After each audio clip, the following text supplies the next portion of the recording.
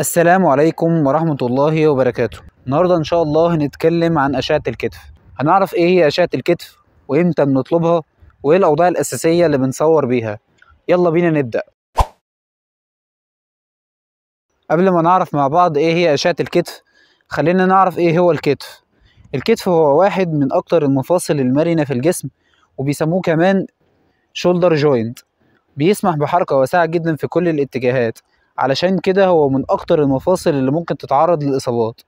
الكتف بيكونه 3 عظام أساسية: عظمة العضد، ودي العظمة الطويلة اللي في الجزء العلوي من الدراع، وعظمة لوح الكتف، ودي العظمة المسطحة اللي في ظهر الكتف، وعظمة الترقوة، ودي العظمة اللي بتربط الكتف بعظمة القص اللي موجودة في منتصف الصدر. أما من ناحية التكوين المفصلي، فالمفصل الرئيسي هو الجلينو هيومرال جوينت، وده اللي بيكونه رأس عظمة العضد والجلينويد كافيتي أو بيسموه التجويف الأروح، وده التجويف اللي بيبقى موجود في لوح الكتف. كمان في عندنا مفصلين تانيين بيساعدوا في حركة الكتف.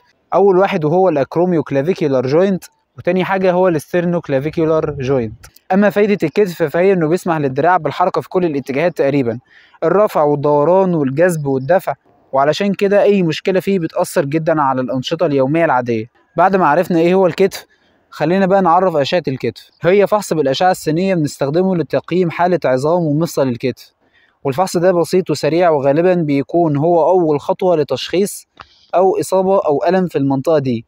طيب إحنا بنطلب أشعة الكتف دي إمتى؟ إحنا بنطلبها بعد الإصابة أو السقوط على الكتف، أو وجود ألم مزمن أو محدودية في الحركة، وبعد خلع في مفصل الكتف، وفي حالات التهاب المفاصل، أو متابعة بعد عملية جراحية. آخر حاجة هنعرفها في الفيديو ده وهو الأوضاع الأساسية بتاعة أشعة الكتف. الأشعة دي ليها أكتر من وضع بنستخدمه، علشان كده بنقدر نكشف عن كل التفاصيل بدقة. ومن أهم الأوضاع الأساسية أول وضع معانا وهو وضع AB، وده المريض بيكون واقف أو قاعد، ومفصل الكتف بيكون في منتصف الباقي أو الكست، وراحة إيده بتكون ناحية الأمام، يعني كأنه بيفتح إيده، والسنترال راي بيكون في منتصف مفصل الكتف. والهدف من الوضع ده إن إحنا بنشوف المفصل ما بين عظم أو رأس عظمة العضد وتجويف الأروح اللي بيبقى موجود في لوح الكتف، وبرضه بنستعمله علشان نشوف لو في خلع في مفصل الكتف ولا لأ. تاني وضع معانا وده وضع مشهور جدا لعظمة لوح الكتف، وهو وضع اسمه واي فيو، وده بستخدمه علشان أقيم لو في كسر في عظمة لوح الكتف، أو حتى ممكن نستخدمه كمان في تشخيص خلع في مفصل الكتف. العظمة بتظهر على شكل حرف واي، وده بيساعدنا نحدد مكان الرأس بالنسبة لتجويف المفصل. تالت وضع معانا وهو سوبيرو انفيريور اكزيال، وده وضع بنشوف فيه العلاقة بين رأس عظمة العضد والتجويف الأروح أو الجلينويد كافيتي.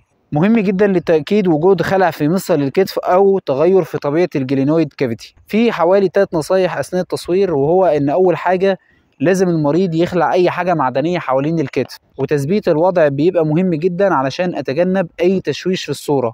وفي حالات الألم الشديد بنحاول نختار الوضع اللي بيسبب أقل ألم ممكن للمريض. وبكده نكون اتكلمنا عن كل ما يخص أشعة الكتف، وعرفنا إيه هو الكتف وتشريحه، وإمتى بنطلب الفحص، وايه الاوضاع الاساسيه اللي بنعتمد عليها في التصوير. هو فحص بسيط جدا لكنه مهم في تشخيص الكسور والخلع والالتهابات، وبيساعد الطبيب يحدد الخطه العلاجيه المناسبه بدقه.